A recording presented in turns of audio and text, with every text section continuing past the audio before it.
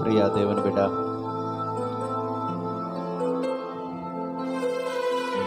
ఎలా ఉన్నారు? బాగున్నారా? మీ అందరికీ ప్రభు అయిన యేసుక్రీస్తు వారి నామమున వందనాలు తెలియపరుస్తున్నాం. ఈ రోజున ఒక చక్కటి వాక్య భాగాన్ని మీ మధ్యకు తీసుకొని రావాలనుకుంటున్నానండి. సామెతలు గ్రంథము 3వ అధ్యాయము 33వ వచనం.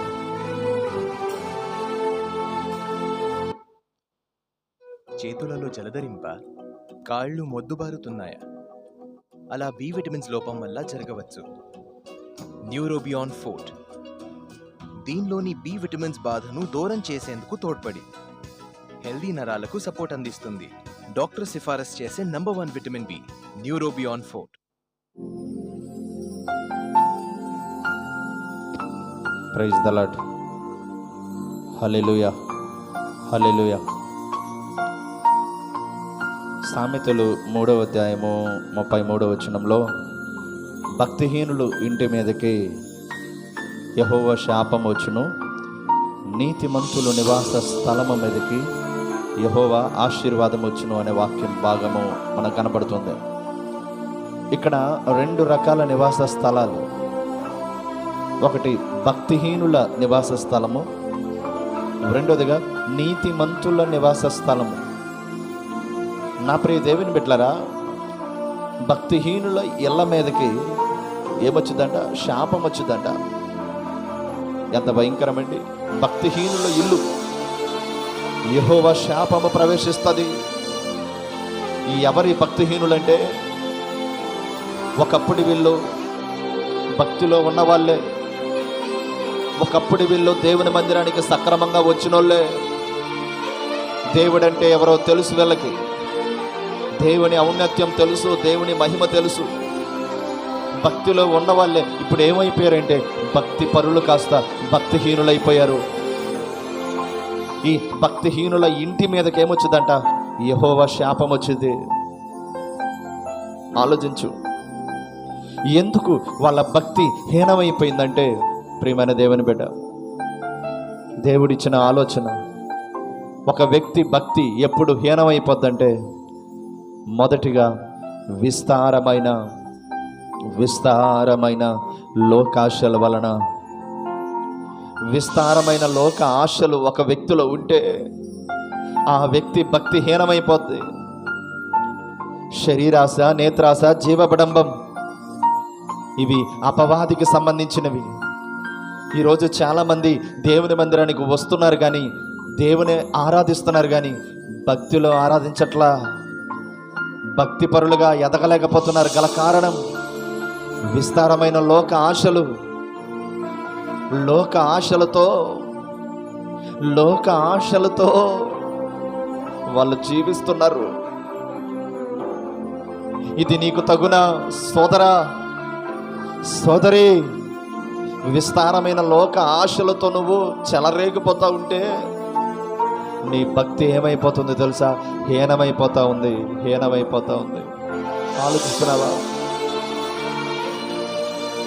రెండవదిగా విస్తారమైన ధన సంపాదనలో పడిపోయి, ఇక నాకు ధనం ఉంది చాలు, నాకు ఐశ్వర్యం ఉంది చాలు, ఇక నాకు దేవుడితో పనేముంది.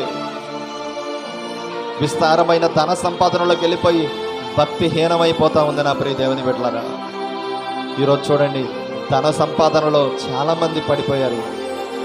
ఎంతవరకు ధనం ఉంటే చాలు, సంపాదన ఉంటే చాలు, ఐశ్వర్యం ఉంటే చాలు, సిరి సంపదలు ఉంటే చాలు, దేవుడు అక్కర్లేదు. నా ప్రియ దేవుని బిడ్డ, ధనం ఉంటే చాలనుకుంటున్నావు, ఐశ్వర్యం ఉంటే చాలనుకుంటున్నావు. ఈ ఐశ్వర్యంలో పడి, ఈ ధన సంపాదనలో పడి, రాత్రనక పగలనక ప్రయాసపడి ధనం ఉంటే చాలనుకుంటున్నావు కదా, ఇక నీవు భక్తిలో ఎక్కడ ఎదుగుతావు? మూడోదిగా విస్తారమైన పనిపాట్ల వలన, విస్తారమైన పనులు ఈరోజు భక్తిని ఎదగనివ్వకుండా చేస్తూ ఉంది. పనులు చేసుకోండి, తప్పులేదు. కానీ విస్తారమైన పనులు ఎందుకు? ప్రభుతో గడపలేనంత పని అవసరమా? ప్రభు పాదాల దగ్గర సమయం గడపలేనంత బిజీ అవసరమా? నేను అంటాను, సోమవారం నుండి శనివారం వరకు పని చేయి, బాధలేదు. కానీ ప్రభు పాదాల దగ్గర గడిపే సమయాన్ని కూడా పోగొట్టుకొని నువ్వు పనికి వెళ్తుంటే నువ్వు ఇంకెక్కడ ఎదుగుతావు? భక్తిలో ఎక్కడ ఎదుగుతావు? కనీసం రోజుకు ఒక గంట అయినా ప్రభు పాదాల దగ్గర గడుపుతున్నావా సోదరి? గడుపుతున్నావా?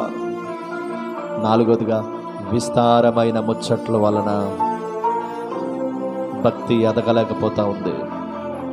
ఉదయం లేచిన దగ్గర నుండి సాయంత్రం పొడికిన వరకు ముచ్చట్లు, ఇంటి పక్కన వాళ్ళతో ముచ్చట్లు, ఇంటి ఇరుగు పొరుగులతో ముచ్చట్లు, అపహాసకుల మధ్య కూర్చొని కబుర్లు చెప్పుకొని లోక సంబంధమైన మాటలు మాట్లాడుకుంటూ, దుర్భాషలు మాట్లాడుతూ, సరసోక్తులు కలిగి లోక సంబంధమైన మాటలు మాట్లాడి శరీర ఇచ్చలతో రెచ్చిపోతున్నావా సోదరి? ప్రభు పాదాల దగ్గర సమయం గడపలేకపోతున్నావు. ఇంకెప్పుడు నువ్వు భక్తిలో ఎదిగది? ఇంకెప్పుడు నువ్వు భక్తిలో ఎదిగది? విస్తారమైన మాటలు నిన్ను భక్తిలో ఎదగనివ్వట్లేదు. విస్తారమైన ధన సంపాదన భక్తిలో ఎదగనివ్వట్లేదు. విస్తారమైన లోక ఆశలు భక్తిలో ఎదగనివ్వట్లేదు. విస్తారమైన పని భక్తిలో ఎదగనివ్వట్లేదు. అందుకే భక్తిహీనుల ఇల్లు యెహోవా శాపంతో నిండిపోతుంది. అయితే నీతిమంతుల నివాస స్థలమును దేవుడు ఏం చేస్తానంటున్నాడు తెలుసా? ఆశీర్వదిస్తానంటున్నాడు. Praise the Lord, praise the Lord. ప్రియ దేవుని బిడ్డ, నీతిమంతుల ఇళ్ళ మీదకి యెహోవా ఆశీర్వాదం వస్తుంది. భక్తిహీనుల ఇంటి మీదకి యెహోవా శాపం వస్తుంది. నీతిమంతుల ఇంటిలో ఏముంటో తెలుసా? ప్రతిదినము ఉదయకాలమున ప్రార్థన ఉంటుంది. ఈ నీతిమంతుల ఇంటిలో ఏం వినబడుతుంటాయంటే ఆరాధన వినబడతా ఉంటుంది, రక్షణ సంగీత సునాదములు వినబడుతూ ఉంటాయి. ఉదయం లేచిన వెంటనే ఇంటిలో ఉన్న వారందరూ కలిసి ఒక గుంపుగా కూడుకొని ఒక గొలుసు ప్రార్థన చేస్తుంటారు, ఆరాధన చేస్తుంటారు, స్తుతి చేస్తుంటారు. నీతిమంతుల ఇంటిలో దేవుని స్తుతిగానం వినబడుతుంటుంది. నీతిమంతుల ఇంటిలో ఆరాధన వినబడుతూ ఉంటుంది. నీతిమంతుల ఇంటిలో ప్రార్థన వినబడుతూ ఉంటుంది. నీతిమంతుల ఇంటిలో దేవుడు చేసిన అద్భుత కార్యాల గురించి వీళ్ళు చర్చించుకుంటూ ఉంటారు, సాక్ష్యాలు చెప్పుకుంటూ ఉంటారు. ఆ బలమైన కార్యాలను జ్ఞాపకం చేసుకొని తలపోసుకుంటూ ఉంటారు. ప్రియమైన దేవుని బిడ్డలారా, నీతిమంతుల ఇల్లు దేవుని ఆశీర్వాదంతో నిండి ఉంటుంది. ఈరోజు నీవున్న ప్రాంతంలో నీ ఇల్లు ప్రార్థనతో ప్రారంభమవుతుందా? నీ ఇంటిలో ఆరాధన ఉందా? నీ ఇంటిలో స్తుతి ఉందా? నీ ఇంటిలో ప్రార్థన ఉన్నదా? నీ ఇంటిలో నీ భార్య నీ భర్త ఇద్దరు కలిసి మోకరించి ప్రార్థిస్తున్నారు. అసలు తల్లిదండ్రుల బిడ్డల కుటుంబం అంతా కలిసి దేవుని ప్రాకారమును కట్టుకుంటున్నారా? ఎక్కడా? సమయం ఎక్కడా? సమయమంతా ధన సంపాదన, సమయమంతా ఇరుగు పొరుగులతో ముచ్చట్లు, సమయమంతా లోక ఆశలు, సమయమంతా లోక సంబంధమైన పనులు. ఇంకెక్కడ ప్రభు పాదాల దగ్గర గడిపేది? అందుకే నీతిమంతులు పునాదులు పాడైపోగా నీతిమంతులు ఏం చేయగలరు? క్రైస్తవ జీవితానికి పునాది ప్రార్థన, క్రైస్తవ జీవితానికి పునాది ఆరాధన, క్రైస్తవ జీవితానికి పునాది ఏది? వెతుకుతుంటే పునాదులు పాడైపోయినాయి. ప్రార్థన పరులు కనుమరుగైపోతున్నారు. దేవుని మాటలు చెప్పుకునేవారు కనుమరుగైపోతున్నారు.